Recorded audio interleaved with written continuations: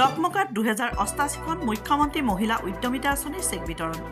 মাননীয় মুখ্যমন্ত্ৰী ডক্টৰ হিমন্ত বিশ্ব শৰ্মাৰ দূৰদৰ্শী নেতৃত্বত মহিলাৰ ক্ষমতায়ন আৰু স্বাৱলম্বনৰ দিশত আজি বিজেপি চৰকাৰে এক গুৰুত্বপূৰ্ণ পদক্ষেপ গ্ৰহণ কৰিছে।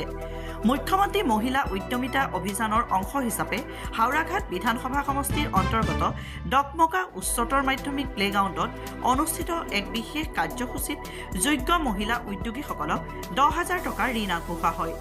এই পদক্ষেপটোৱে মহিলা শক্তিশালী কৰিব, সমাজক শক্তিশালী কৰিব, বাণীটোক সঁচাকৈয়ে প্ৰতিফলিত কৰিছে। গ্ৰাছৰুট স্তৰত মহিলাসকলক সমৰ্থন জনাই পৰিয়াল, সমাজ আৰু সমগ্ৰ সমাজক শক্তিশালী কৰা হৈছে। News desk report, Batadrava live.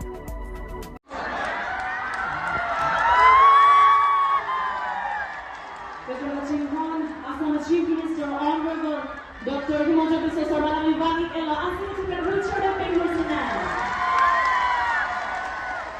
Welcome to Donald sir.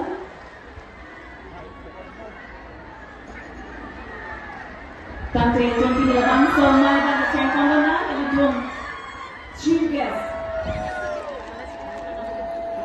Honorable Chief Sarma Dr. Himanta Biswa Sarma Vivani Ella. Hello, sir, আমার প্রথম প্রশ্ন, রেজাউল করিম সরকার আমচুৰ যিজন নতুনকৈ কংগ্ৰেছত যোগদান কৰিছে, তেওঁ কৈছে আপাৰ আছামতো তেওঁলোকে ধুবুৰী বৰপেটাৰ ঘোষণা কৰিছে। যোৱাকালি তিতাবৰত মই এই বিষয়ে উল্লেখ কৰিছোঁ যে কংগ্ৰেছৰ সভাপতি গৌৰৱ গগৈৰ উপস্থিতিত আমচুৰ প্ৰাক্তন সভাপতি ৰেজাউল কৰিমে কংগ্ৰেছত যোগদান কৰে আৰু যোগদান কৰাৰ প্ৰথমখন সভাতে তেওঁ ঘোষণা কৰে যে মই শিৱসাগৰ, তিনিচুকীয়াক ধুবুৰী বনাম আৰু বৰ অসম নিৰ্মাণ কৰিম। এতিয়া আপোনালোকে মোক কওক যে ধুবুৰী জিলাত 85% বাংলাদেশী মূলৰ লোকে বাস কৰে। ৰংপুৰ, ময়মনসিং এই জিলাবিলাকৰ পৰা ধুবুৰীত আহি লাহে লাহে আমাৰ মানুহখিনিক তেওঁলোকে সংখ্যালঘিষ্ঠ কৰিলে আৰু 85% মাটি বাৰী তেওঁলোকে দখল কৰিলে। আমি ভাবিছিলোঁ তেওঁলোক ধুবুৰীতে থাকিব আৰু আগুৱাই নাহিব, কিন্তু এবাৰ তেওঁলোকে কৈছে নহয়, ধুবুৰীতে শেষ হৈ যোৱা নাই, আমি শিৱসাগৰ পাৰ হৈ একেবাৰে তিনিচুকীয়া পামগৈ আৰু আমি বৰ অসম নিৰ্মাণ কৰিম। তাৰমানে ৰংপুৰ আৰু ময়মনসিং মূলৰ মানুহ লৈ অসমত বৰ অসম নিৰ্মাণ হ'ব নেকি? আজি স্বৰ্গদেউ চাওলুং চুকাফা, মহাপুৰুষ শ্ৰীমন্ত শংকৰদেৱে বৰ অসম নিৰ্মাণৰ পৰিকল্পনা কৰিছে।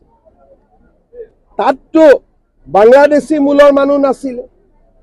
আজি তেওঁ কৈছে ধুবুৰী বনাম। শিৱসাগৰ, তিনিচুকীয়া, ডিব্ৰুগড়ৰ এটা নিজস্ব ঐতিহ্য আছে, সংস্কৃতি আছে, পৰম্পৰা আছে আৰু ই 1000 বছৰ প্ৰাচীন পৰম্পৰা। তাত ৰেজাউল কৰিমে কি বৰ অসম বনাব, ধুবুৰী বনাই? আৰু এই কথাখিনি কাৰ আগত কৈছে? গৌৰৱ গগৈৰ আগত। মই যদি মিটিঙত থাকিলোহেঁতেন, মই লগে লগে ক'লোহেঁতেন তোমাৰ জইনিং কেঞ্চেল। কিন্তু ওলোটাই গৌৰৱ গগৈ কি কৈছিল? নহয় নহয়, ৰেজাউল কৰিমে একো ভুল কৰা নাই, বৰ অসমৰ কথা কৈছিল। আৰে ধুবুৰী তিনিচুকীয়া বনিব, ধুবুৰী শিৱসাগৰ বনিব, সেইখন বৰ অসম হ'ব নে বৰ বাংলাদেশ হ'ব? তাৰমানে তেওঁ বৰ অসমৰ নামত বৰ বাংলাদেশ বনাব খুজিছে। সেইকাৰণে গৌৰৱ গগৈৰ কথা, পাকিস্তানৰ কথা মানুহে গৌৰৱ গগৈক যে বেয়া পায়, এইটো কথাৰ কাৰণে বেয়া পায়, কাৰণ তেওঁৰ ছফ্ট কৰ্ণাৰটো সদায় মিয়া মুছলিমৰ লগতে আছে, আমাৰ অসমীয়া মানুহৰ লগত নাই। মই আশা কৰিম কংগ্ৰেছৰ বাকী মানুহবিলাকে ৰেজাউল কৰিমক গতিয়াই উলিয়াই দিব কংগ্ৰেছৰ পৰা। কি শিৱসাগৰক তেওঁ ধুবুৰী বনাব খুজিছে? ধুবুৰী মানুহে গ'লে মোৰ ওচৰত কান্দে যে আপোনালোকে জানি আচৰিত হ'ব যে ঈদৰ সময়ত মই ধুবুৰীত গৈ পাব লাগে, নহ'লে গৰু মাংস মানুহৰ ঘৰে ঘৰে পেলাই দিয়ে। এইবাৰো আপোনালোকে জানিছে যে ঈদৰ সময়ত 55,000 কেজি, 100 কেজি বা 1000 কেজি, মোৰ ভুল হ'ব পাৰে, গৰুৰ মাংস অকল ধুবুৰী চহৰতে তেওঁলোকে কিনিছে, খাইছে, য'ত নেকি হিন্দু মেজৰিটি। মানুহে কান্দিছে মই গৈ ধুবুৰীত শ্বুট এণ্ড চাইট অৰ্ডাৰ দিবলগীয়া হৈছে আৰু সেই ধুবুৰীখন যদি শিৱসাগৰত হয় সেই ধুবুৰীখন যদি তিনিচুকীয়াত হয় অসমখন অসম হৈ থাকিব নেকি ৰেজাউল কৰিমে যদি এইবিলাক কথা উদ্ৰ নকৰে তেতিয়াহ'লে ময়ে ব্যৱস্থা ল'ব লাগিব ছাৰ কালি শিৱসাগৰত অখিল গগৈ এটা কথা কৈছে ছাৰ অখিল গগৈ এটা কথা কৈছে যে বিজেপিৰ 5-6জনকৈ MLA অতি শীঘ্ৰে ৰাইজৰ দলত যোগদান আমি আন্তৰিক শুভেচ্ছা জনাইছো ক'ৰবাত অলপ মাটিৰ গণ্ডগোল আছে নহয় ফৰেষ্টৰ গণ্ডগোল অলপ মানুহৰ মাটিৰ গণ্ডগোল হৈ যাব PGR VGRও হৈ যাব লাহে লাহে আমি না আমাৰ মেইন কথাটো আছিল যে আমি হাইকোৰ্টত এফিডেভিট দিম কাউন্সিলে অলৰেডি এফিডেভিট দি দিলে এফিডেভিটৰ কপিও আপোনালোকে CMৰ পৰা লৈ ল'ব আমি যেনেকে প্ৰতিশ্ৰুতি দিছিলো যে 5 তাৰিখৰ ভিতৰত আমি এফিডেভিট দি দিম আমি এফিডেভিট দিলো আপোনালোকে কপি CMৰ পৰা লৈ ল'ব বাবা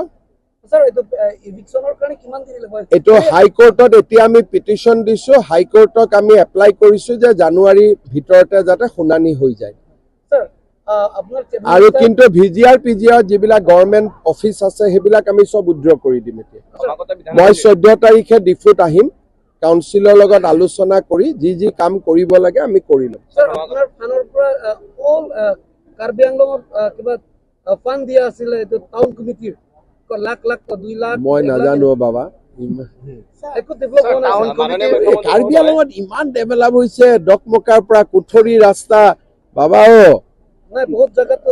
আৰে ইমান কাৰ্বি আংলঙত ডেভেলপমেণ্ট হৈছে গোটেই অসমৰ মানুহে হিংসা কৰে ইমান কাৰ্বি আংলঙত কাম হৈছে এতিয়া গোটেই যেতিয়া অসমৰ বেলেগ মানুহ কাৰ্বি আংলঙত ফুৰিব আহে মোক গৈ দাদা কাৰ্বি আংলঙত ইমান টকা দিছে আমাক নিদিয়ে বুলি কয় স্যার সমষ্টি বাইছত 10 লাখ কৈ দিয়া পিএছত 10 লাখ দিয়াটো কিছুমানটো ভালকৈ কাম হোৱা নাই স্যাৰ কৰাই দিব লাগিব তোকো দি দিম বাবা তই অলপ সুপাৰভাইজ কৰি দিবি হাওড়াঘাট LAC আন্ডাৰত কি কোনটো টিভি স্যাৰ আমাৰ কোনটো TV sir Karbi Anglong flash news sir flash news 14 তাৰিখে মই আহিম ফ্লেশ নিউজৰ পৰা মোক এটা ৰিপৰ্ট দি দিলে হল ক'ত কাম হোৱা নাই হ'ব হেণ্ডশেক কাৰ্ডম